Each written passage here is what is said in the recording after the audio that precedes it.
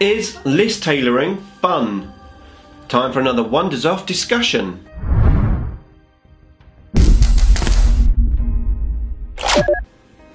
Nick speaking, and welcome to this video. Right, another Wonders Off discussion, and in this one we're going to talk about list tailoring. Is it fun? I've got 3 points I want to discuss. 1, playing with your friends. 2, playing with your friends and trying to annihilate them. And 3, playing in tournaments. Before that though, if you would like to keep up to date with the wonders of Warhammer 40k, then please give me a sub and hit the bell button so you don't miss an upload. Okay, so just in case you don't know what list tailoring is, it's basically making an army list specifically to beat your opponent. Now obviously you can only do this if you know exactly what your opponent is going to have, or at least have a good idea of what your opponent's going to have. Right, okay, so let's talk about topic 1, playing with your friends. Okay, in actual fact, this is where the inspiration came for this particular topic for today. In my Q&A recently, I was asked what my favourite edition of 40k was, and I actually came up with the conclusion that 4th edition was my favourite. I had the most fun with 4th edition. In actual fact, it was way before YouTube, way before the internet that I knew about anyway. So basically I used to just turn up at my buddy's house, we used to play Warhammer 40k, and we always had a lot of fun. Now back in those days we were very open to playing all of the odd missions that were in the rulebook. We had like the raid missions and the blitz missions. We really did have a lot of fun. Now we used to play once a week, and one thing that we always did was it always made sure that we knew exactly what we were going to do for the next week's game. So we would determine the mission, the points level, and what armies we were going to play. Now this didn't necessarily entail which list we're going to take, just which army. So I'd say, right, I'm going to play Necrons, and my buddy would say, okay, I'm going to play Orcs, or I'm going to play Blood Angels. And then we also know what the mission was as well. And then we'd go on our merry way, and the next week we'd turn up with our lists ready for the mission and ready for our opponent.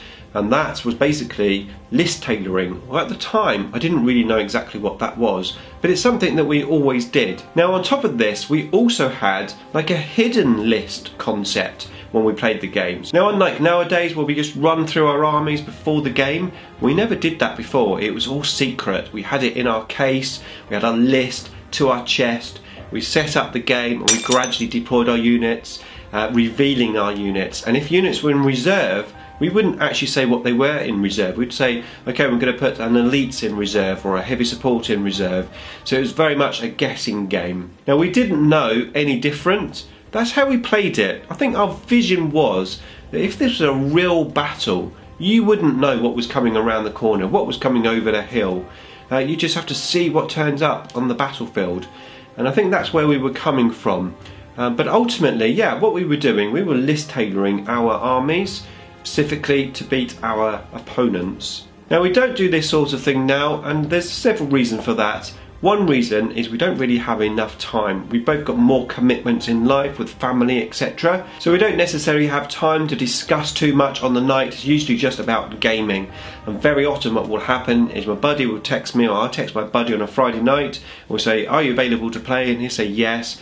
And we'll say, what do you want to do? And then he'll say 1,500 points, and I'll say, okay, see you later. And that's about it. I'll quickly make a list up, usually in about half an hour, or just pick a list that I've already got. And then we turn up and say, what do you want to play, what mission? And we either roll a dice, or we just usually pick the only war mission, because it's nice and simple and we can just get cracking with the game. We have more limited time. Now obviously some weeks we have a bad matchup. Maybe he's got tanks and I've got no tank guns, or maybe I take a monstrous creature army and he's got no guns to kill my monstrous creatures. You know, a bad matchup sometimes happens. But on the whole, generally, we do have a lot of fun. Now, of course, the internet has opened our eyes into how the general gaming world works, and having a general list, you know, something that's got some long-range shooting, it's got some anti-tank, some anti-flyer, it's got some assault elements, generally is how we try to go, or at least how I try to do it anyway. I don't cherry pick my units specifically to kill my buddy. What I generally do is just take an all-round list that I think will cope with most things. And I think that's the way to go as well, and I think if you were going to go competitively, which we're going to talk about in a bit, that's probably obviously a better option.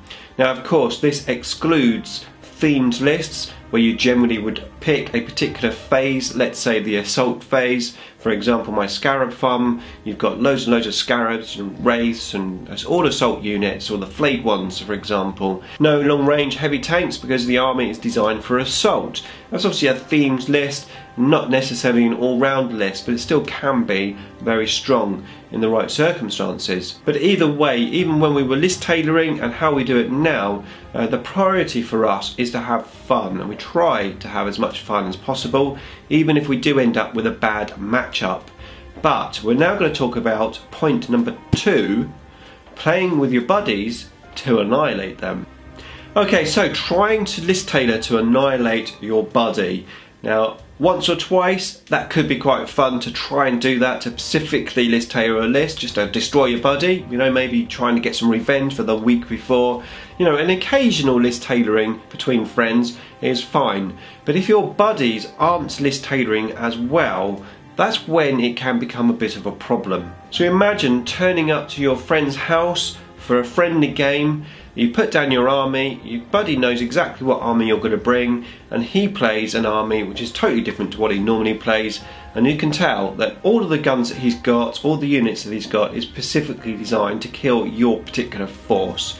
That doesn't feel very nice, and also it means it probably isn't going to be a fun game because he probably is going to kill your force quite easily. Now if that ever happens to you, I would suggest you still just play the game. You don't say anything about it. In actual fact, I think you should use it as a challenge to yourself. Can you beat this army that's list tailored specifically to kill your army? See what you can do. Because obviously it's not all about the army. Sometimes just being a good general can win you the games. And being a good general comes from experience. Playing against an army which is there designed specifically to annihilate you can be a very good experience, whether you win or lose. But on the whole, between friends, it probably isn't a good idea to be list tailoring unless you do get annihilated every week. And if you're playing somebody who has the same army and they're just annihilating you every week, I think that is the time to start list tailoring. Because nobody likes to be beat every week, not even my Blood Angels buddy. And I think an element of list tailoring under those circumstances is quite acceptable. Now I'm going to come to the third point in a second, but before that I'd love to know what you think about list tailoring amongst friends. If you could pop your comments below and let me know anything you'd like to discuss regarding what I've just talked about. Okay, so point number 3, we're going to look at tournaments. Now can you list tailor at a tournament? Well, I think in actual fact everyone list tailors at tournaments. You're list tailoring for the missions, assuming you know what the missions are. You're list tailoring for the current meta. So you might list tailor, say for example, because Magnus is like the hot thing, or maybe Rabute Gilliman is the hot thing. You are going to be list tailoring for that. So you're going to be list tailoring for an all-round force. Now you may not know exactly what armies you're going to play. In actual fact, there's going to be a huge amount of variation of armies that you're going to play. But even so, I think in actual fact, competitive play is probably the biggest list tailoring there is. And of course, no one would argue with anyone trying to win a tournament. Okay, a lot of people don't go to win, they go to have fun, they go to experience the event, they go to play different armies, and they go to meet people. But there's obviously a good amount of people that go to a tournament to try and do their best. And the way to do your best is to list tailor for a tournament. Now you do hear a lot of discussions about people that list tailor, about how bad it is. But in my experience, as long as both players are tailoring their list, then it's fine. As long as you're tailoring your list to try and beat your opponent because you get beat every week, then I think that's fine. And of course tournaments, like I said, I think everyone pretty much list tailors in tournaments. But I'd love to know what you think. Let me know what you think about list tailoring in the comments box below. Beam me up!